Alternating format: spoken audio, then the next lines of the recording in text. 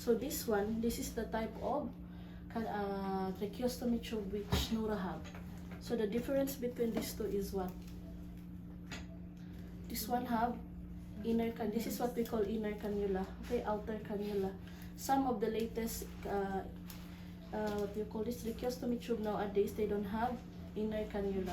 So what do you think is the risk for this one? This one and this one. What do you think is the risk? This one I can remove something and I can clean. Sa? How about the other one? Can I clean it? Can I clean it? Yes or no? Huh? Yes or no? Only the answer. Bismillah, you people. They doesn't know. Can I clean this one like I can clean with this one? No. So the risk is what? Give me. What is the risk? Blockage. If I cannot clean the inner cannula all the time, there will be blockage. So what is your responsibility now? Suction. How often? How often? 4 hours and as needed. Okay? 4 hours and as needed. As needed, when I say as needed, if you think this patient have balgam alatul, katir, this secretion too much, then suction as often as you can. Clear. Now when we are doing suctioning, is it sterile or no? Sterile. So, what are we using? These gloves. So what it will look like if I'm going to do suction? Okay. I will open this one. This is sterile, but this is one hand only. Okay. Keep it open there. Then I will connect my suction catheter. Kita. Then I will keep it somewhere. Then I will wear this one. Which hand? Left or right? Dominant or non-dominant? Right. Dominant hand. Why? Because I don't have the tracheostomy here anymore. Why do you think it's dominant hand? What's the reason? Or because you just like dominant hand? Hmm? Because why? What? Because if I am using my right hand, my dominant hand is my right hand.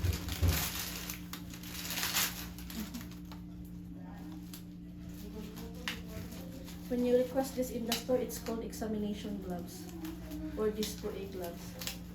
If I will use my right hand, it means I have more control, my dominant hand. Because when you are doing suctioning, you are doing what? What motion? Rotation by what? Kida. So how I will do it? When I insert, I will feel resistance, right? When I insert, I will feel resistance. Remember, the length of your tracheostomy tube is not that long. You don't want to go to in between the trachea here in the bronchial tree. Okay? It's very short.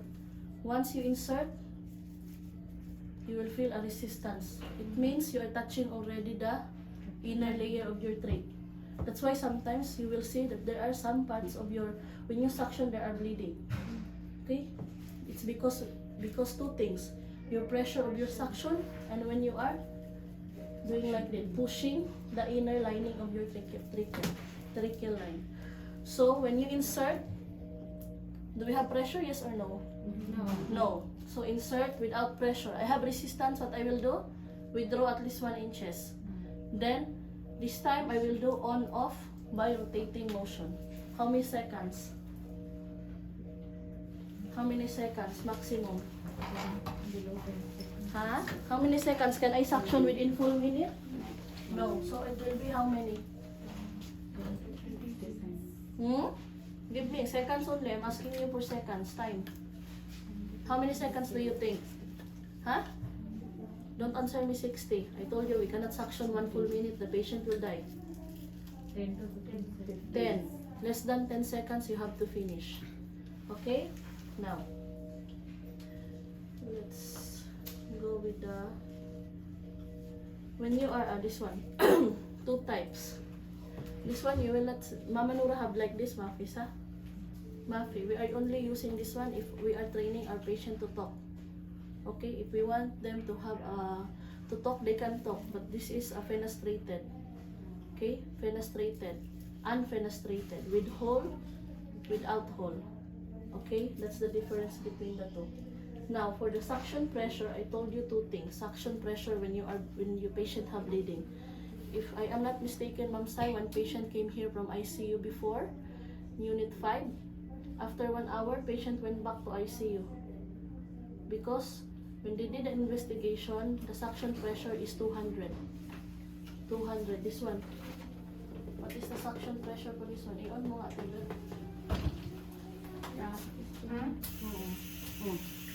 So that means that's very high. That's very high. We are only allowed 120 up to 150. Okay? 120 up to 150. Adjust this one, Taylor. So now when you go to your patient, before you do the suction, make sure. Okay? Okay. Orthopedia, you only have 80 to 120. Okay? 80 to 120. Check your suction pressure. Now, let's proceed with your procedures. Your equipments are, you have your patient, you have your tracheostomy kit. It is not the same with ours. We have one hanausa, the square In one. the store. We have stock. We have or we don't have? There We is. have. Now I will ask you, ma'am, how often am I going to do tracheostomy care? How frequent I can do tracheostomy care? 3 times and whenever needed. Huh?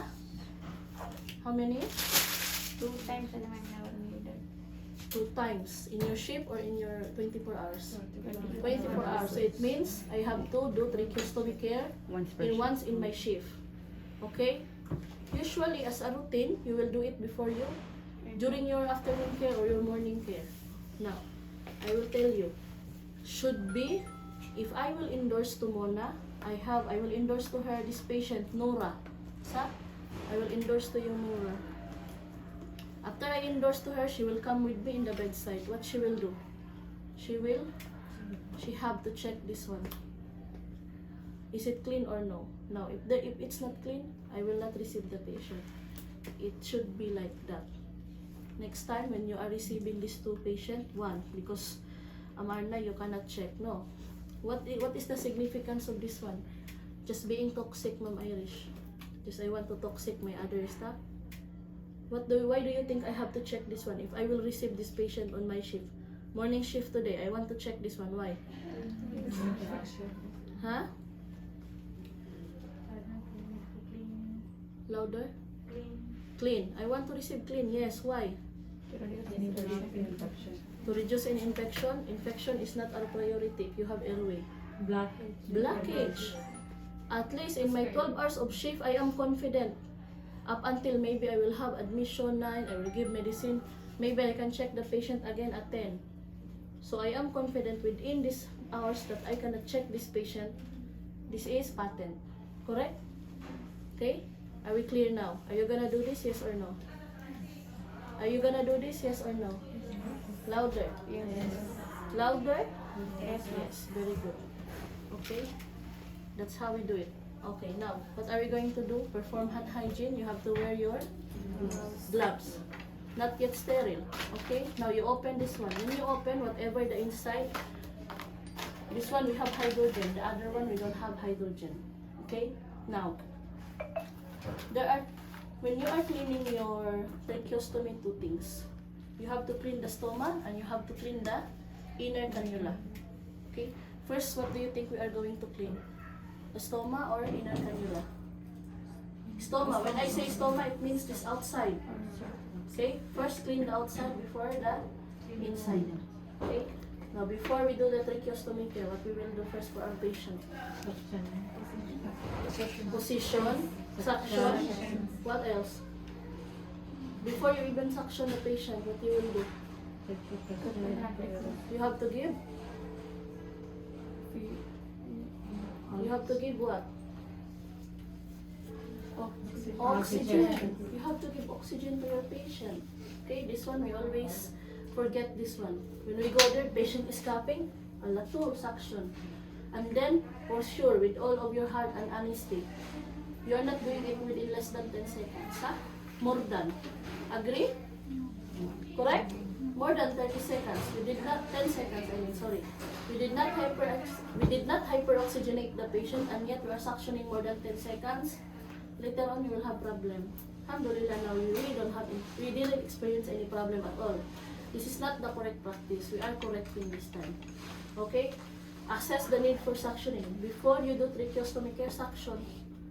Because when you touch, when you manipulate this one or something, what the patient will respond? Coughing. So, useless. You claim the patient is coughing because you did not do suctioning. Do you have any question with your suctioning procedure? How many ulit pressure per adult? 150. 150. Pedia? Good, clear. Is it clear, huh? Sterile, one hand, dominant hand, so you will have control. Okay? Now, we suction, there is no balgam. Alas, I will prepare my care kit. I have always two partition. Okay? I will put the other one with hydrogen peroxide with normal saline, and this one with plain normal saline. Now, hydrogen peroxide, nowadays you have to ask from the doctor to order in the system. So you will have hydrogen peroxide available. Then normal saline, you can use the irrigating solution. Now, I will have my solution here. Prepare. Now, all these things, what else you will find here? You have the tie, you have the brush, kida. You have gauze also inside the tracheostomy care kit. Okay?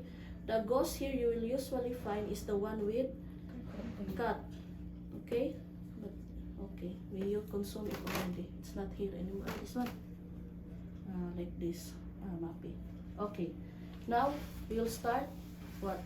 Cleaning the stomach. What are the things that you will find here? Usually. Actually. Practically. What are you seeing here? This is clean. But actual patient, what you are seeing? Secretion. What type of secretion? Dry or wet? Wet and very, very dry. It's very hard also sometimes here. So what you will do, you don't have here a cotton tip applicator. If you have a cotton tip applicator, what you will do, soak it with the one with hydrogen. Clean the inside of the stomach. During cleaning, am I going to assess? Am I going to assess? Yes or no? What am I going to observe here? Is my stomach what?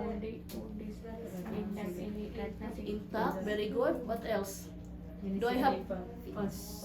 Pus is what? Sign of infection. So be very careful. If your balgam is yellow and then you have pus, you misassess this one already. What else you will see? The surrounding. The surrounding. If there is any redness. Okay? Now, for long-term patients, the stoma is quite bigger than the tracheostomy. Okay? The stoma is quite bigger than tracheostomy because of constant movement. Kida. When you put the gauze here, you are putting like I can put my whole finger inside. Okay? Okay? So that's why the stoma is bigger. That's why you will find like this. Supposed to be, it will not be like that. Why? Because you're allowing for an air entry and escape and exit and entry of air. There is a balloon already. Okay? But then you have opening here because of some movement, because of putting too much gauze or something here in the tracheostomy. It's not also allowed. Okay? Now, after I clean, alhamdulillah, everything is okay. I'm still wearing these gloves. Okay? Now what I will do, after I clean everything, I will put the gauze later. Okay? I will remove this one. Once I remove, I will drop it in the solution with hydrogen peroxide. After that one, if I have an extra, I know Nora have extra. How many? 2 or 3? I know she have. This one is ready already. You will put the clean one in the, you will replace it here. Okay? And then you will lock. Now this time, I will open my sterile gloves. This is the time I will open my sterile gloves. I will wear it. Then this is the time I will get my brush and clean my inner cannula. Wash. Take the gauze inside. Make sure it's dry. Okay? Then, after that one, you know our sterile gauze, right? The one packing. Ay, here pala. The one packing, no? You will pack it like that. So, like this.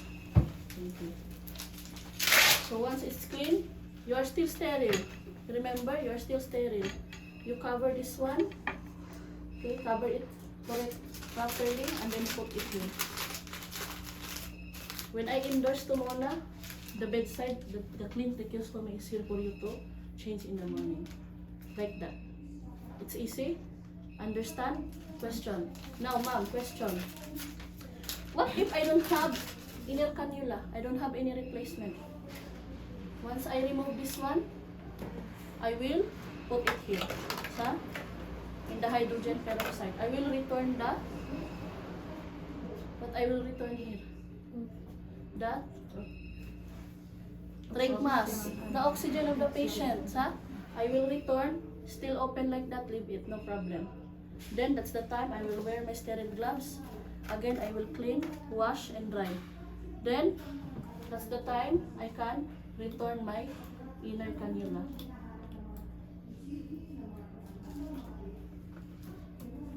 Are we clear now in cleaning? Easy, sa? Clean, clean. Once you start cleaning here, that's the time you will use your sterile gloves. Alright? Now, the challenge you will experience in the actual patient is that during this time, the patient is a little coughing. Correct? So, what you will place here, place your washcloth so that your gown will not be soiled. Now, we are finished. We clean the outside, we clean the inside. What we will do now? Morning care, you have to change the tie. When you change the tie, you are assessing now the what? What is the risk here? There will be wound also. Okay? If this one, this is, we call it medical device related due to tracheostomy tie. Okay? So when you change, can I change the tracheostomy tie with one nurse only? No. You have to ask another one to hold the tracheostomy. You are not an expert. Even the RT will not do this alone. Okay? Even the RT, somebody will hold here and somebody will change. Now, for your patient who have already redness here, what are you do? What is your responsibility now? I don't want this one to become a wound. There is a redness already. How am I going to protect this area? We need to put that barrier down. So, Soft what? Soft what? Soft. What do you want to put here? I want to protect this one. I don't want this to become wounds, huh? Miss Iman will come next time and check. Mushkila. Miss Iman will tell why this one have wound, why you did not protect it. You know already there is redness. So what am I going to use here to protect this area? Gauze piece I can use, washcloth I can use, foam dressing I can use. Cut the foam dressing, put it here. Okay? Clear? The foam dressing is better. When you cut it, you can endorse it to the next day. So you can use it for 2 days, 48 hours. You are only changing, remember, during morning care. Alright? When evening shift, during the bath, during your morning care, when you change the tracheostomy, change also the tie, not only this one. I doubt you are doing this one. Maybe a week, once only. That's why you expect it's very dirty, brown already. Okay, all the balgam that is dried is there. Then you do the bath, then it will become dry again. So now, change it every day. Ma'am, where I am going to find this one, it's together here. But if you don't have here na, of course, don't change. not available, ma'am. So Yesterday we asked for already, but not available. not available already. Like, So that's the problem. What they are using is the tie of the face mask, the tie on. Not like this. This The is face here. mask, what's that The one? long one. The long one. Three. Nobody's using. Like this, yeah. This one. Your face mask. The tie of this one, you cut on this side here. You can use that one to tie here. No problem as long as you protect the neck. Okay, you protect the area. Now, when we are tying, diba somebody is holding? Can you hold here? While she's doing that one, come here. No, no. Ah, sige, come here. Ay, la. I will go. I will go there. I will go there. Come here, the two of you, so you will see.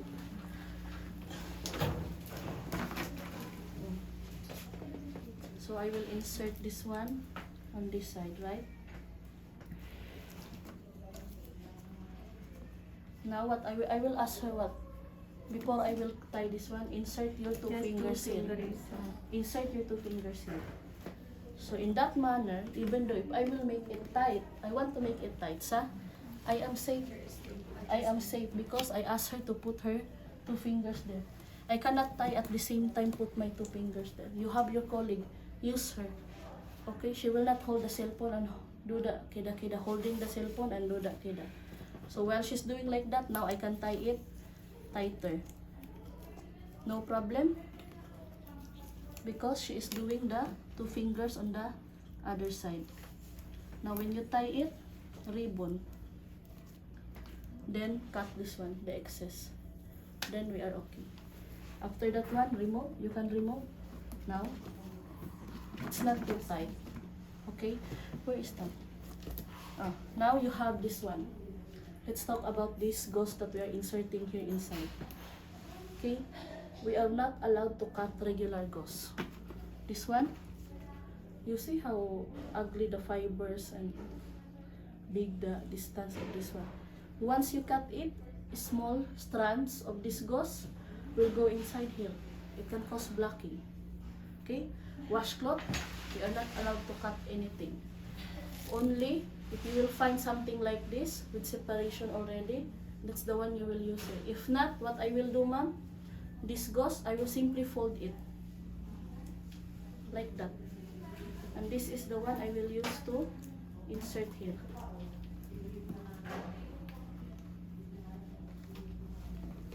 Then the other side. I know sometimes you will feel like, are you afraid to handle tracheostomy? Sa, don't be afraid. You will simply fold it so it will look like this. This is ugly. You can do much better, but it will look like this. Now again, I don't want to put, if I have a folding, I don't want to put too much. Okay, like how many layers of gauze? Very thick layer. I cannot put it here. Why? If I will put it here, what I'm doing now? Other than suffocating, what will happen to your tracheostomy? You are pulling it outside. Sa? You are making a distance here. You are pulling outside. You are not pushing it inside. That's why we are not allowed to put too much layer in the tracheostomy gauze.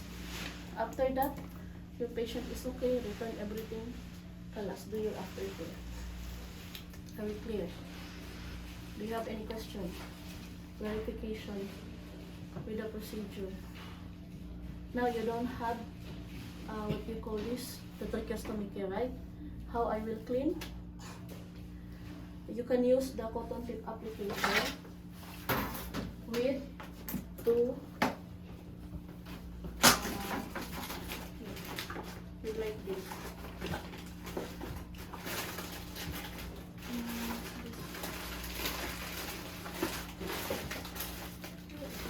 You know what the cotton tip applicator looks like, right?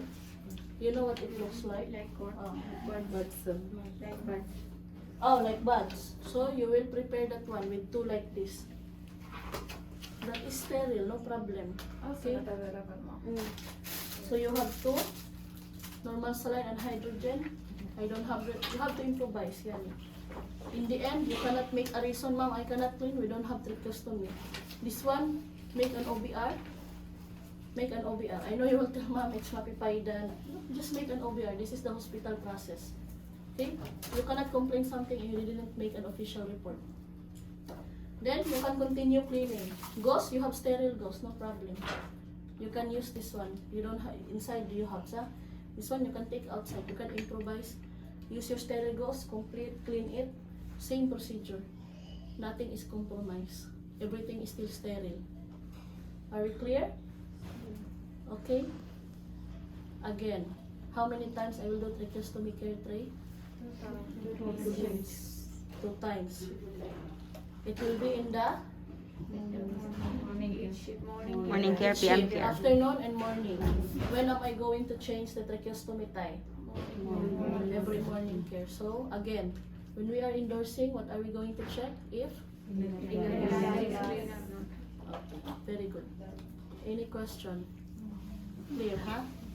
Anything to add, Sir?